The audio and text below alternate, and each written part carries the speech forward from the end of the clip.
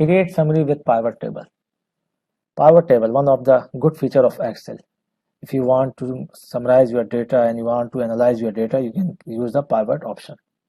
With pivot option, we can summarize large volume of data into the small tables. Here we have one table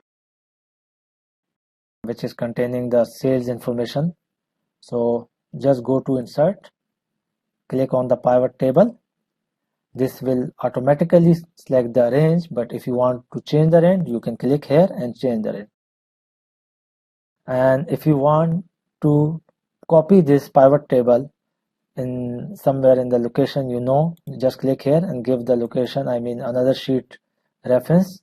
But we want to create the new sheet, so we will click on the new sheet and automatically the new sheet will be created. Here we can display the fields in pivot area, and here we can copy the column based on how we want to see our information. So we want to see products here in the rows. Every product will come up in the row, and then we want to see how much is total sale. So total sale copy in the values. Now we also want to see how much total unit we have sold. So just click on the total unit and drag in the values. Okay, product 1, this much units are sold, and this is a total sale for full year. And then we want to see how much is total number of lines. So just click on the product and drag here. You can see the count is automatically coming.